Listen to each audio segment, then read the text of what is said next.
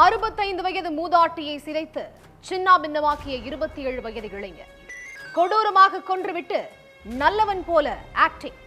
கபட நாடகம் பலிக்காமல் போனது ஏன்? இளைஞர் சிக்கியது எப்படி?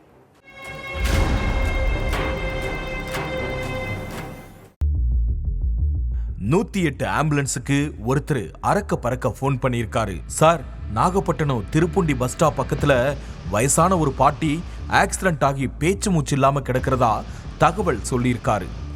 அடுத்த சில நிமிஷத்திலேயே அங்க 108 ஆம்புலன்ஸ் வந்திருக்குது.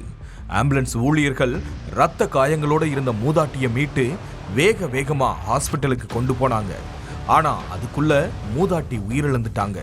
மூதாட்டியை பரிசோதிச்சு பார்த்த டாக்டர்கள் மூதாட்டி ஆக்சிடென்ட்ல சிக்கி இறக்கல, யாரோ அவங்கள பாலியல் வன்கொடுமை செஞ்சு கொன்னு இருக்கிறதா போலீஸ் கிட்ட சொல்லியிருக்காங்க.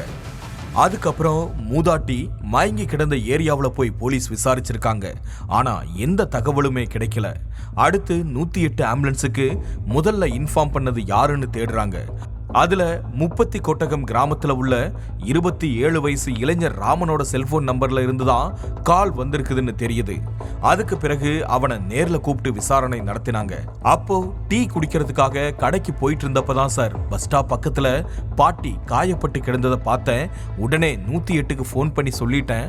எனக்கு அவ்வளவுதான் சார் தெரியும், எந்த வண்டி பாட்டி மேல மோதிச்சுங்கிற விவரம்லாம் எனக்கு தெரியாதுன்னு சொல்லியிருக்கான்.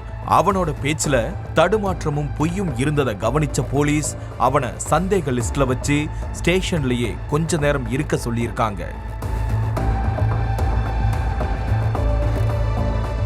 திரும்பவும் ஸ்பாட்டுக்கு போன போலீஸ் சம்பவம் நடந்த இடத்தை சுத்தி சிசிடிவி கேமரா ஏதாச்சும் இருக்கான்னு செக் பண்ணியிருக்காங்க.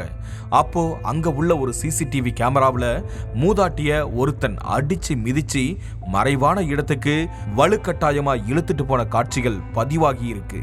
நல்லா உன்னிப்பா கவனிச்சு பார்த்தப்பதான் தெரியுது, அது வேற யாரும் இல்ல, ஆம்புலன்ஸுக்கு அக்கறையா போன் பண்ணி தகவல் சொன்ன ராமன் தான் அப்படிங்கிறது. அடுத்து நேரா போலீஸ் ஸ்டேஷனுக்கு நடைய கட்டின காவலர்கள் ராமனை தனி கவனிச்சிருக்காங்க. அதுல மொத்த உண்மையையும் தன் வாயாலேயே கக்கியிருக்கான்.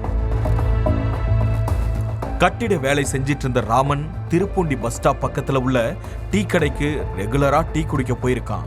அப்போ ஒரு மூதாட்டி தனியா இருக்கிறத பார்த்திருக்கான். ஒரு நாள் போதையில அந்த சைடு போன ராமனுக்கு காம வெறி தலைக்கு ஏறி இருக்கு. அந்த நேரம் பார்த்து அங்க ஆள் நடமாட்டமே இல்லாம இருந்திருக்குது. இதுதான் சரியான சான்ஸ்னு நினைச்ச ராமன் பஸ் ஸ்டாப் கிட்ட இருந்த மூதாட்டிய அடிச்சு உதைச்சு மறைவான இடத்துக்கு வலுக்கட்டாயமா இழுத்துட்டு போயிருக்கான். அங்க வச்சு மூதாட்டிய பாலியல் வன்புணர்வு செய்ய முயற்சி பண்ணியிருக்கான். மூதாட்டி அதுக்கு ஒத்துக்காம ராமன் கூட மல்லு கட்டி தன்னால முடிஞ்ச அளவுக்கு தற்காத்திருக்காங்க. ஆனா நிதானத்துல இல்லாத ராமன் கீழே கிடந்த செங்கல்லாலேயே மூதாட்டியோட பின்னந்தலையில பலமா அடிச்சு அவங்கள மயக்கமடைய வச்சிருக்கான். அதுக்கப்புறம் கொஞ்சம் கூட ஈவு இரக்கமே இல்லாம மூதாட்டி கிட்ட தன்னோட வக்கிர புத்திய காட்டி சிதைச்சு சின்ன பின்னமாக்கி இருக்கான். அதுக்கப்புறம் நல்லவன் போல 108 ஆம்புலன்ஸுக்கு போன் பண்ணி ஒரு பாட்டிக்கு ஆக்சிடென்ட் ஆகி ரத்த காயத்தோட இருக்கிறதா தகவல் சொல்லி இருக்கான். இறந்து போன மூதாட்டி வட மாநிலத்தை சேர்ந்தவங்கன்னு சொல்லப்படுது. அவங்க பேரை கூட கண்டுபிடிக்க முடியல. ஆதரவற்ற நிலையில எப்பவுமே திருப்புண்டி பஸ் ஸ்டாப்ல தான் படுத்திருந்திருக்காங்க. மது போதையும் காம வெறியும் தலைக்கு ஏறி மனித மிருகமா மாறின ராமனுக்கு சிறை தண்டனை மட்டும் நல்ல பாடத்தை கத்து கொடுத்துருமா அப்படிங்கிறது சந்தேகம்தான்.